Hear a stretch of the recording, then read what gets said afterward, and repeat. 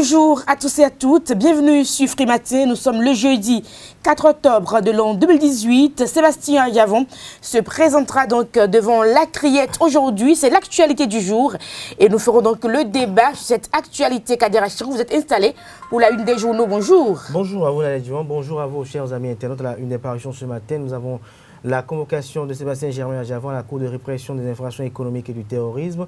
Nous avons également la sortie médiatique effectuée par quelques directeurs généraux de structures étatiques pour contre-attaquer les différentes attaques de l'opposition contre le président Patrice Talon. Et pour finir, nous avons les décisions issues du dernier conclave gouvernemental en date d'hier, mercredi. Dans le bulletin matinal d'information, retour donc sur les grandes décisions issues du Conseil des ministres hier, un conseil présidé par le chef de l'État en personne, Patrice Talon. Les sports avec Larios Adjagbe dans l'horoscope du jour avec Ruth Sodeji. Quelques informations pêle-mêle pour meubler cette émission. Bienvenue, bonjour. Voici donc la une des parutions du jour.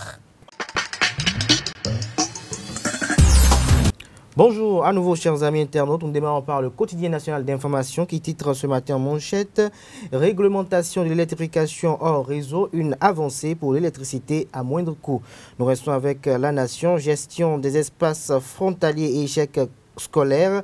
Les élus communaux mobilisés dans le Borgo. Affaire cocaïne, 18 kg de cocaïne pure. L'option de la défense de Sébastien Germain Javon est à découvrir à la page 3 de la parution du jour du quotidien national d'information. Nord-Sud quotidien, fisc à l'heure des réformes. Des détails à la page 3 de sa parution du jour. Conseil des ministres, l'électrification hors réseau réglementée criette.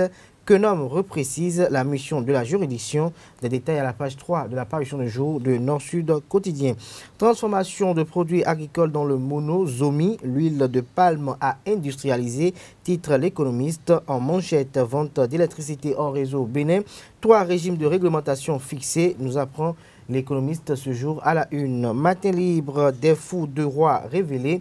Voici la rupture qui veut dépolitiser l'administration. Toujours avec le quotidien Matin libre, un gros morceau à la criette ce jour. Dossier à Javon, ce sera du droit contre du droit. Nous restons avec Matin Libre qui nous apprend qu'un policier a été assassiné hier et sa moto a emporté lors d'un braquage à Porto Novo. Fraternité mise en conformité du code électoral avec la constitution du 11 décembre 1990. Les députés se donnent rendez-vous à la mi-octobre. Toujours avec Fraternité, lutte contre les emballages plastiques. Enfin, les vrais sachets biodégradables disponibles. Nous passons au quotidien d'Abarou, port de voile intégral chez les femmes, une pratique à controverse. Le Béninois libéré. Comparution de Sébastien Germain Javon devant la criette. Ce n'est pas l'affaire dite de drogue, plutôt une vieille affaire de Thomas Boniaï. Le prévenu absent sera représenté par un monstre du barreau français, nous apprend le confrère. Attaque de l'opposition après la réplique du bloc de la majorité parlementaire. Les jeunes de Talon clouent le bec à l'opposition. Zossou, Naïmi, Adoukonou et Gansé montrent leurs muscles. La nouvelle gazette réglementation de l'électrification hors réseau au Bénin, Patrice Talon signe le décret qui consacre l'électricité pour tous. Toujours avec la nouvelle gazette, crise à l'église du christianisme céleste au Bénin. Un fidèle profère des menaces de mort contre le révérend pasteur Noël Djossou. Bénin intelligent, loi votée au Parlement, gouvernance Talon et attaque de l'opposition. Tout se fait pour le bonheur des populations, dit le confrère. Criette Séverin Quenom corrige les amalgames. Nous passons au quotidien Soleil Levant. Processus de fusion de l'UDBN avec d'autres partis et mécontentement des militants. L'honorable Claudine Fiavi-Prudencio rassure ses militants que rien n'est encore décidé. Un communiqué à découvrir à la page 3 de la parution du jour du Canard. Le potentiel convoqué à la Cour de répression des infractions économiques et du terrorisme pour affaires le concernant. Sébastien Germain Javon en passe de se soustraire à la justice, note le confrère. À la journée de réflexion de mobilisation des CC et CCA du littoral, Adoukonou, Gansé, Naïmi ont dépiécé l'opposition stérile à Patrice Talon. Nous passons au quotidien Point Média, traque des opposants. La vraie raison d'être de la criette, s'interroge le confrère. Nous restons avec Point Média, condamnation de Sabi Sira Korogone. Le Parti pour la libération du peuple s'insurge et appelle à une veille permanente. Le matinal à présent, affaire 18 kg de cocaïne pure. Pourquoi Ajavon esquive la justice, s'interroge le confrère. L'électrification hors réseau, Talon définit les règles. Et pour finir ce matin, le quotidien Le Challenge central de Maria Gleta et énergie hors réseau, 2 gâchettes de talent pour une électricité totale et validation du code électoral par la Cour constitutionnelle. Le président Joseph Diogbenou donne la preuve que l'institution est indépendante. Merci à vous, Kader Achirou, pour la présentation de cette une des journaux. Les quotidiens sont disponibles dans les kiosques prix de 300 francs CFA. Vous les avez également en ligne. À Porto Novo ce matin, ce sera donc le choc des titans dans l'affaire Adjavon qui sera donc devant la criette. Le redoutable maître Dupont-Moretti, donc celui que la presse française surnomme l'Acquittator, sera face à un autre monstre du droit pénal, le très respecté procureur de la criette, Gilbert Togbono. Et nous ferons donc le débat, comme je l'annonçais, dans un instant sur Free Matin. Voici donc le bulletin matinal d'information. Bonjour, Carles Kitome. Bonjour, Nadège. Chers amis internautes, bonjour. Ravi de vous retrouver pour le bulletin de ce matin. Réuni sous la présidence du président Talon, le Conseil des ministres de ce mercredi 3 octobre 2018 autorise la mission d'une délégation béninoise à Libreville, la capitale gabonaise, aux fins de la signature d'un accord de coopération entre le Bénin et le Gabon relatif à la lutte contre l'immigration illégale des enfants. Il s'agit de veiller à la préservation des intérêts des enfants dans le respect des conventions internationales auxquelles ont souscrit les deux pays. Le Conseil des ministres a également adopté des décrets qui portent sur les conditions de l'offre d'un service public d'électrification à travers la fourniture d'équipements solaires subventionnés dans les zones d'habitation dispersées, principalement en milieu rural.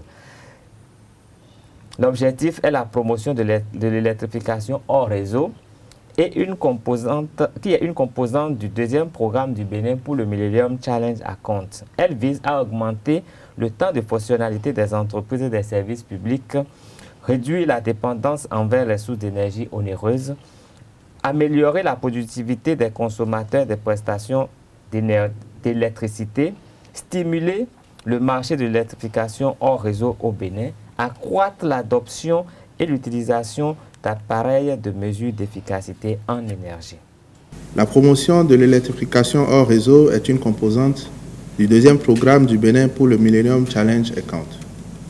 Elle vise à augmenter le temps de fonctionnalité des entreprises et des services publics, réduire la dépendance envers les sources onéreuses d'énergie, améliorer la productivité des consommateurs des prestations d'électricité, stimuler le marché de l'électrification hors réseau en République du Bénin et accroître l'adoption ou l'utilisation d'appareils et de mesures d'efficacité énergétique. Le Conseil des ministres a donc adopté un décret qui porte sur les conditions de l'offre d'un service public d'électricité à travers la fourniture d'équipements solaires subventionnés dans les zones d'habitat dispersés, principalement en milieu rural. Il distingue deux régimes juridiques pour la vente d'un service d'électricité hors réseau, complété par un régime spécifique pour le secteur privé marchand. Il s'agit du régime de la concession, qui s'applique à tout promoteur développant des projets d'une capacité supérieure ou égale à 500 kVA, et d'un régime d'autorisation pour des projets de capacité inférieure à 500 kVA. Les ministres concernés sont instruits pour la mise en place de l'opérationnalisation du cadre réglementaire de l'électrification hors réseau en République du Bénin. Le Conseil des ministres a par ailleurs adopté les décrets portant approbation des états financiers de l'Agence nationale pour l'emploi ANPE pour l'exercice clos au 31 décembre 2015 et transmission à l'Assemblée nationale pour autorisation de ratification de la Charte africaine sur la sécurité et la sûreté maritime et le développement signée à Lomé le 15 octobre 2016. Au titre des communications, signature de l'accord de coopération entre le Bénin et le Gabon relatif à la lutte contre l'immigration illégale des enfants. Il existe une forte communauté béninoise établie au Gabon qui s'adonne à des activités génératrices de revenus, notamment à la pêche. La mobilité des enfants entre le Gabon et notre pays est considérée à tort comme une traite. Cette perception mérite d'être corrigée pour permettre ces mouvements dont la fréquence trouve ses sources, la plupart des cas, dans des liens familiaux. Il s'agit, ce faisant, de veiller à la préservation des intérêts des enfants dans le respect des conventions internationales auxquelles nos deux pays ont souscrit. C'est pour favoriser un échange d'informations sur les conditions de séjour de ces enfants et leur réintégration dans les familles d'origine que ce cadre formel s'est avéré nécessaire. Le Conseil des ministres a donc autorisé la mission d'une délégation béninoise à Libreville aux fins de signature du dit accord. Assez connu en Europe, le phénomène de multiples SIM gagne de plus en plus du terrain dans les pays émergents comme le nôtre. C'est un enjeu majeur pour les opérateurs en termes d'offres, la fidélisation et la reconnaissance des clients. Pour plus de précisions, je vous invite à suivre Elim Abba, ingénieur en télécommunications reçu sur l'émission L'invité sur Isaïe TV. Le phénomène de multisim, c'est un phénomène. Comme je le disais, c'est un phénomène. C'est une façon de faire des clients, des abonnés, à utiliser, d'accord, tout au moins 2 SIM d'opérateurs différents. C'est ce que nous appelons le multisim, le phénomène de multisim. Okay. Alors, il n'est pas rare de remarquer aujourd'hui qu'un individu au Bénin a 2 numéros. Oui. Il est avec MTN, il est avec Il est plutôt très fréquent. D'autres ont tous les réseaux. D'autres ont tous les réseaux. Alors, le phénomène de multisim est le facteur, je vais dire, primordial, le facteur, je vais dire, essentiel qui peut entraver et qui entrave même, d'accord, la portabilité des numéros mobiles. Alors, je vais vous expliquer tout simplement. Il y a d'abord plusieurs raisons pour un individu donc d'avoir plusieurs SIM. Il y a d'abord ce qu'on appelle les raisons socio-professionnelles. Alors, je veux avoir un numéro pour le boulot et je veux avoir un numéro pour, en fait, ma vie privée. Donc, quand quelqu'un doit me contacter dans le cadre du travail, je lui donne un numéro. Et quand on doit me contacter dans ma vie privée, il y a un numéro également. Donc, déjà, ça, c'est déjà un élément qui amène un individu à avoir 2 SIM. Est-ce qu'on est d'accord? Il y a ce qu'on appelle, ça fait un peu rire, il y a ce qu'on appelle les signes d'aisance. Alors, il n'est pas rare de remarquer que quand quelqu'un a de l'argent, cette personne a envie d'exhiber, d'accord, sa richesse, son argent, et ça se traduit. Et voilà. Il pense en fait que... Il pense en fait qu'avoir... le minimum, c'est d'avoir 2 portables de haut de gamme, iPhone, etc. Mais c'est que, pas derrière, quand vous avez 2 téléphones, voilà, pas derrière, c'est que quand vous avez 2 téléphones, c'est que c'est indirectement, vous avez déjà 2 SIM, tout au moins. On appelle l'hétérogénéité de la qualité de service. Ça, j'en ai arrivé, c'est également un élément qui, en fait, qui amène à l'usage de plusieurs SIM. C'est que, comme vous êtes en train de le dire, le monsieur travaille par exemple à Cotonou, et MTN est bien présent à Cotonou. Mais quand il rentre chez lui, fin fond Calavi, MTN a des problèmes. Il est absent. Et c'est peut-être Move qui est bien présent à Calavi. Donc, il a 2 SIM. Et si on n'arrive pas à le joindre quand il est à la maison, sur son MTN, on peut quand même arriver à le joindre sur l'autre numéro. Je ne sais pas si vous comprenez. Donc, il y a d'abord l'hétérogénéité de la qualité de service qui peut également, comme vous êtes en train de le dire, qui peut également amener l'individu à avoir plusieurs SIM. Restons avec l'ingénieur en télécommunications Elim Abba. Mais cette fois-ci, pour découvrir de quoi retourne vraiment la portabilité. La portabilité, c'est tout simplement la possibilité qu'un abonné Inks appartenant à un opérateur puisse quitter cet opérateur-là pour aller vers un autre opérateur tout en conservant son numéro de départ. Donc, c'est effectivement possible qu'aujourd'hui, un abonné qui n'est donc pas satisfait de son opérateur puisse quitter simplement celui-ci en allant vers un autre opérateur qu'il juge assez convenable par rapport à ses besoins, tout en conservant son numéro. Alors, quand je vais prendre un cas terre à terre, c'est que vous avez un numéro 97 72 01 72 qui est un numéro qui appartient à MTN. Vous avez la possibilité d'aller à Move tout en conservant ce même numéro. Donc, vous n'avez pas besoin de changer de numéro, d'accord, en quittant votre opérateur. Donc, c'est un peu comme si le numéro devient votre propriété et vous pouvez aller vers n'importe quel opérateur avec votre numéro de départ. La portabilité, il faut dire que c'est maintenant que nous sommes en train d'en parler au Bénin. Sinon que dans les pays tels que la France, l'Irlande, le Royaume-Uni, même dans les pays maghrébiens à côté de nous, tels que le Maroc, la Tunisie, on parlait déjà de la portabilité. Mais il faut dire que nous, à notre niveau, ce n'est qu'en 2015 que ce service-là a été décidé d'être mis sur le marché au Sénégal, parce que pour des raisons bien précises, certainement qu'on va y arriver tout à l'heure, mais il faut dire que ce n'est qu'en 2015 qu'on en parle en Afrique, mais on en parlait déjà depuis dans les pays européens. Voilà. Alors, ce n'est pas encore entré dans les habitudes parce que, avant de parler de portabilité, il faut, je vais dire, faire une observation du marché.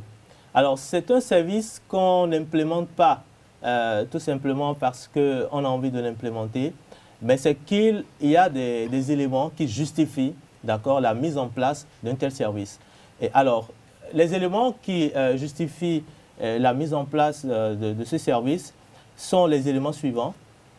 Il faut dire que c'est quand on remarque, l'autorité de régulation, d'accord, remarque que la concurrence dans le secteur n'est pas une concurrence très active, d'accord.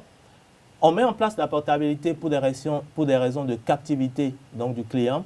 Quand je parle de captivité, c'est que quand nous prenons par exemple le secteur de la téléphonie fixe par exemple. Alors c'est un secteur qui est encore sous monopole, c'est-à-dire aujourd'hui si vous voulez un numéro fixe, ce n'est que l'opérateur Bénin Télécom qui peut vous donner le numéro fixe. Hors de nos frontières, les autorités nigériennes annoncent l'expulsion d'une pédiatre employée par Médecins Sans Frontières, une Suisse basée dans le sud du pays. La pédiatre est accusée d'avoir tourné des vidéos dans laquelle elle aurait manipulé des informations affirmant qu'il y aurait 10 décès par jour, soit 298 à 300 par mois, dus à la malnutrition et au paludisme à Magaria, au sud du Niger. Le ministre nigérien de la Santé, Idi Iliassou Maïna Sara, joint, confirme la décision. Parti visiter un ancien fort d'esclavage au Ghana, la première dame des États-Unis, Mélanie Trump, a estimé que l'esclavage était une tragédie. Ce qui s'est passé ici il y a tant d'années est une vraie tragédie, a déclaré Mélanie Trump après avoir suivi l'exposé des conditions de vie des esclaves dans ce fort où ils étaient enchaînés nus avant d'être vendus. C'est très émouvant. Je n'oublierai jamais l'expérience incroyable et les histoires que j'ai entendues, ajoute-t-elle, après avoir reçu une leçon d'histoire sur le site de mémoire. Au deuxième jour de son séjour ghanéen, Mélanie Trump a rendu visite au chef traditionnel ghanéen Assa Baremba Kwasi Atta II au centre Obama. Ce sera tout pour ce bulletin. Merci de rester fidèle à Réservé TV. Merci à vous, Kales Kitome. Dans un instant des sports, donc avec Lariosa Diagbeno, nous parlerons donc du tournoi intermédiaire 2018. L'inscription des organes de presse démarre donc demain. Le coup d'envoi de la compétition proprement dite sera donné donc le 7 décembre 2018. Ce sera au stade général Mathieu Kérékou de Cotonou. Nous y reviendrons dans les sports dans un instant. Voici pour vous le débat sur Free Matin. Le débat sur Free Matin, aujourd'hui, Porto Novo sera donc la capitale mondiale du droit pénal. Ce jour, donc, comme je l'annonçais, un choc de titans entre l'avocat qui représente Sébastien Germain à Diavon et donc le procureur de la Criette, Gilbert Togbono. C'est bien ça, Kader Achirou. Sébastien Germain à Diavon est annoncé donc pour se faire représenter par son avocat.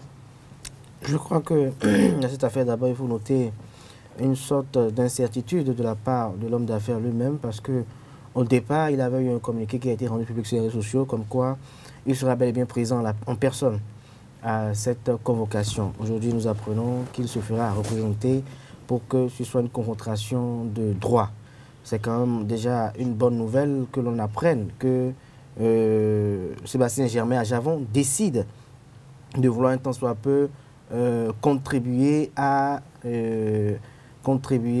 ce que la vérité se manifeste dans ce dossier qui a tant agité les esprits ultérieurs, au-delà de cela, qui a amené les uns et les autres à se poser moult questions sur la crédibilité, c'est-à-dire la crédibilité de Sébastien Germain Adjavon et la crédibilité aussi de la justice béninoise. Parce que, qu'il vous souvienne que cette affaire s'est soldée au niveau du tribunal de droit commun par une relaxation au bénéfice du doute. Et donc, quand on parle de relaxation au bénéfice du doute, c'est qu'il y a un véritable problème, il y a un malaise. Et donc, on peut toutefois reprendre la procédure parce que quand on parle de relaxation au bénéfice du doute, c'est que l'intéressé n'est pas, peut toutefois être interpellé ou bien dès qu'il y aura de nouveaux éléments dans la procédure, on peut chercher à comprendre davantage ou bien chercher à manifester la vérité. Maintenant, de l'autre côté, du côté des partisans et sympathisants de Sébastien Germain Adjavon, nous avons une myriade d'inquiétudes, d'incertitudes et de suspicions qui sont d'ailleurs légitimes quand on sait que Sébastien Germain Adjavon est en politique aujourd'hui, quand on sait également que Sébastien Germain Adjavon n'est pas du tout en odeur de sainteté avec le président actuel, quand on sait également qu'il y a comme une impression qui n'est pas tout à fait avérée que la justice est plus ou moins sélective. Mais je pense, comme certains Béninois d'ailleurs, que même si on peut relever un caractère sélectif, si les faits qui sont reprochés aux uns aux autres sont des faits avérés et qui sont coupables, qu'ils aillent répondre de leurs faits. Et donc, il est important aujourd'hui que l'on sache véritablement qui est l'auteur de ce fameux cinéma, ou je dirais même feuilleton de 18 kg de cocaïne pure, qui est celui qui a déposé cette cocaïne pure dans le conteneur, si véritablement Sébastien Germain Adjavon dit qu'il n'en sait rien et aucun de ses collaborateurs n'est au courant de cela, donc ça frise au complot. Alors, qui a voulu le faire? Qui a voulu opposer Patrice Talon et Sébastien Germain Adjavon, tous deux amis et concurrents du pouvoir? Il faut véritablement qu'on le sache pour qu'on reconnaisse véritablement les apatrides, ceux qui sont véritablement les ennemis de la République, ceux qui sont là pour la division des fils du Bénin. Il faut qu'on le sache, sinon, ne pas le savoir, ça va continuer d'envenimer les choses, ça va continuer de créer moult divisions et ça va nourrir certains qui, d'ailleurs, en jouissent de cette séparation des deux hommes d'affaires, Patrice Talon et Sébastien Germain Adjavon, dont la réconciliation en 2016 était quand même applaudie par la plupart des Béninois. Carles Kitomé, c'est vrai que c'est très important que nous puissions avoir la manifestation de la vérité, mais jusqu'à cette heure-ci, on ne sait pas exactement pourquoi Sébastien Adjavon sera devant la criette. Les motifs ne sont pas encore précis. De toute façon, je crois qu'il a reçu une convocation et c'est sûr que quand il se présenterait devant le procureur lui poserait les questions nécessaires, l'informerait quand même des motifs de sa présence dans son bureau. Et en la matière, je crois que théoriquement, on ne devrait pas s'inquiéter parce qu'il s'agit d'une affaire qui avait connu d'abord un certain jugement, mais il y a les juridictions supérieures à d'autres et d'autres juridictions supérieures peuvent toujours se saisir du même dossier et essayer d'aller plus au fond pour le vider véritablement. Et je crois que c'est un peu ce qui est en train d'être fait au niveau de la criette aujourd'hui. Et encore que le ministre de la Justice est sorti récemment pour repréciser les attributions de la criette et pour nous, en fait, nous conforter un peu, nous confirmer un peu le fait que la criette est capable de s'occuper de ce genre de décision, en toute impartialité. Seulement, nous espérons que chacun pourra faire valoir ses droits et également prétendre et respecter les devoirs qu'il doit. Parce que ce qui se fait observer, c'est quoi? Aujourd'hui, c'est une affaire de justice, mais on a tout fait d'en faire une affaire politique. Et nous avons appris dans un communiqué récemment que Sébastien Adjavon allait se présenter entouré des membres de l'USL. Nous avons lu un communiqué, nous avons lu une déclaration de André Dassundo et d'autres personnes qui ont annoncé leur présence à ses côtés à cette convocation. Mais bon, il fait vote face au dernier moment et c'est son avocat qui sera présent. Mais les autres qui sont en train d'intervenir dans cette affaire, je ne sais pas vraiment de quoi ils peuvent répondre. Parce que je ne sais pas s'ils savent d'où vient le conteneur. C'était cette affaire. Je ne sais pas s'ils étaient là. Je ne sais même pas de quoi ils parlent. Parce qu'il faudrait aller devant le procureur pour savoir. On pourrait les accuser eux-mêmes de vouloir faire obstruction à une action de justice. si jamais se présentait qu'il y avait une petite manifestation, on pourrait les prendre tous et dire qu'ils voulaient empêcher une action de justice de se manifester. Alors, je crois que chacun doit savoir mesure garder. Sébastien Azabon, c'est quelqu'un qui sait ce qu'il fait. Je pense qu'on refera le débat sur la justice béninoise. Pourquoi on a tout fait de fuir notre justice? Pourquoi on n'arrive pas à affronter la justice? On a vu certains fuir lorsqu'ils devraient se rendre devant la justice. On a vu d'autres qui ont peur de se présenter parce qu'ils estiment que leurs droits ne seront pas respectés. La justice béninoise en question, il faut bien qu'on en parle. De toute façon, voilà que Sébastien Azabon a fait venir un avocat français qui le représentera valablement, nous l'espérons. Et le droit sera dit et puis à la fin, on pourra juger. Parce que le monde nous observe actuellement avec cette affaire au Congo-L'Est. Merci à vous. Comme c'est une affaire devant la juridiction, on va essayer de s'en arrêter là pour le débat. On va suivre de très près ce qui se passera donc dans la journée du côté de Porto Novo pour vous informer en temps réel sur Zawi TV. Nous passons au sport et à l'horoscope du jour.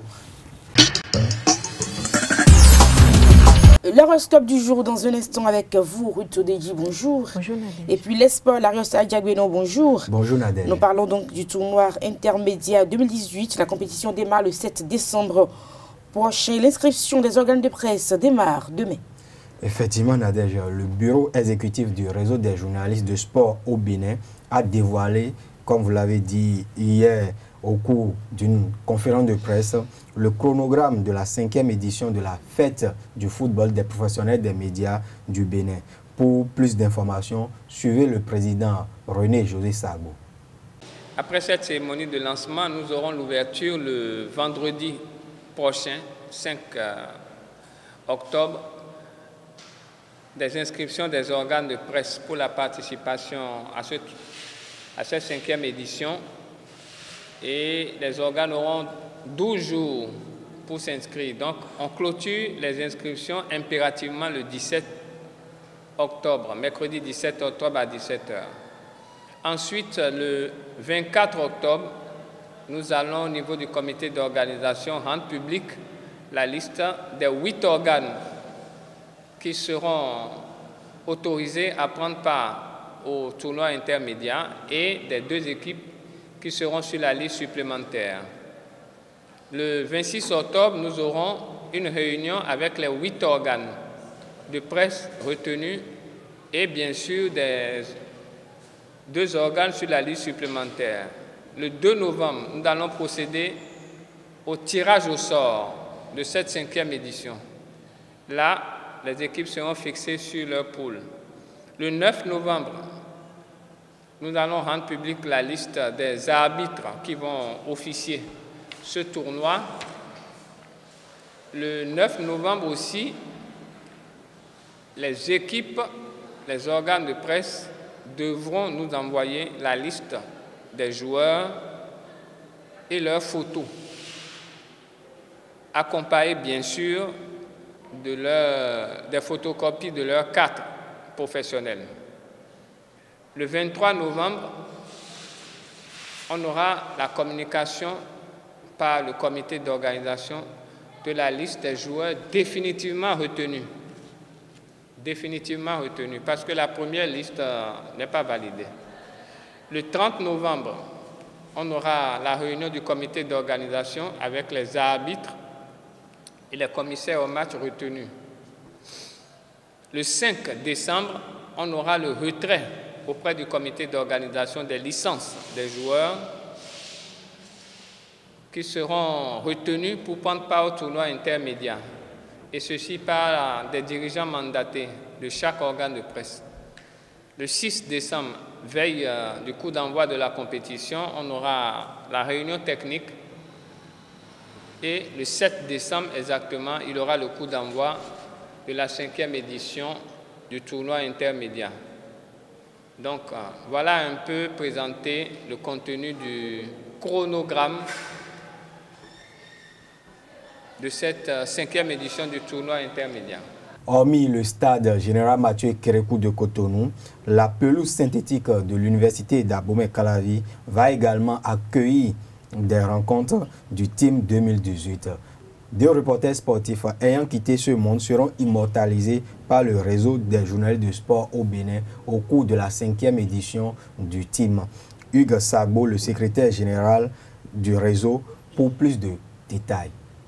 Cette année, exceptionnellement, pour la 5e édition de ce tournoi, 5 ans quand même que ce tournoi qui a été initié par le réseau des journalistes de sport au Bénin et qui tient la route. Le comité d'organisation, en collaboration avec le bureau exécutif du réseau des journalistes de sport au Bénin, a décidé pour cette 5e édition de rendre hommage à certains confrères, à certains aînés, à savoir François Messan et Jean-Dieudonné Douba. Donc le bureau exécutif du réseau des journalistes de sport au Bénin a décidé que le trophée du vainqueur porte le nom de trophée François Messan et que le trophée de l'équipe Fair Play porte le nom de Jean-Dieudonné Douba. Et le bureau exécutif du réseau des journalistes de sport au Bénin est en train de prendre toutes les dispositions et promet qu'au-delà de cette cérémonie de lancement de cette 5e édition, elle avisera pour de nouvelles surprises. Les résultats des demi-finales allées de la Coupe de la CAF, Raja Casablanca et l'AS Vita Club ont réalisé une bonne opération chez leurs adversaires. Exactement, Nadège. Les Marocains de Raja de Casablanca ont battu sur leurs installations les Nigérians d'Eimba Daba 1-0, tandis que les Congolais de l'AS Vita Club ont ramené le match nul vierge 0 but partout de leur déplacement d'Égypte face à Al Masry et le club égyptien. Les matchs retour auront lieu le 24 octobre prochain pour ce qui concerne la Coupe de la Confédération africaine de football et ce qui concerne la Ligue africaine des champions. Les matchs retour auront lieu un jour plus tôt, c'est-à-dire le 23 octobre 2018. Et merci à vous, Larios Diagbeno. C'était donc les sports sur Free Matin. Nous passons à l'horoscope du jour avec Ruth Sodeji. Mesdames et messieurs, amis internautes, on ne tire par deux peaux de même mouton, chers dames et messieurs. Alors faites attention à vos actions au cours de cette journée. Nous allons démarrer nos prévisions de ce jour par nos amis béliers comme dans leur coutumier. Des discussions animées en perspective et pourtant cette journée aura des réalisations concrètes, amis béliers. Chez les amis taureaux, évitez pour le moment les transactions ou les argumentations trop longues. Organisez-vous et vous saurez alors trouver des idées appréciables pour mener à bien vos affaires. Pour ceux qui sont les gémeaux, vous aurez la possibilité, chers amis gémeaux, de vous affranchir de certaines contraintes matérielles. Profitez-en pour vous abonner librement à une activité qui vous offrira l'occasion de vous exprimer pleinement. Pour ceux qui sont les cancers, impatients et pressés de réussir, chers amis cancers, vous risquez de commettre des erreurs psychologiques et tactiques sur le plan professionnel. Pour les lions, quelques problèmes de voisinage vous importunera, chers amis lions. Pour les résoudre, profitez le dialogue ou le silence à l'affrontement. Pour les amis vierges, ne vous embarquez pas, chers amis vierges, ne vous embarquez pas à l'aveugle dans des aventures périlleuses qui risquent de nuire votre image de marque. Pour les balances, il sera temps de vous occuper plus sérieusement de vos enfants, de prendre part à leurs soucis et à leurs projets, amis balance. Pour les scorpions, restez d'une parfaite discrétion, chers amis scorpions, sur les confidences qu'on pourra vous faire aujourd'hui. Pour ceux qui sont les sagittaires, une offre d'emploi ou un poste pourra vous être faite ce jour. Malheur à ceux qui chercheront à mettre des bâtons dans vos roues. Ils auront les astres à leur porte, amis sagittaires. Pour les capricornes, si vous vous croyez, chers amis Capricorne, si vous vous croyez tout permis avec votre conjoint ou votre partenaire, vous le verrez prendre le mort aux dents. Pour les amis Verseau, votre conception de loisirs se remesurera cette fois à une chose: tout faire pour satisfaire votre famille. Pour ceux qui sont les poissons, pour mettre un terme à la prévision de ce jour, chers amis internautes, avec Pluton et la Lune influençant le secteur familial, vos proches ne risquent rien. Bien-être, au contraire, ils seront plutôt tenaces et décidés pour vous accompagner. Mesdames et messieurs, passez une très bonne journée en compagnie de nos programmes sur Italie TV. À demain. Merci à vous, Ruth Sodeji, pour la présentation de ces prévisions astrologiques. Portez-vous bien, chers amis internautes. À demain pour notre numéro de Free Matin. Au revoir.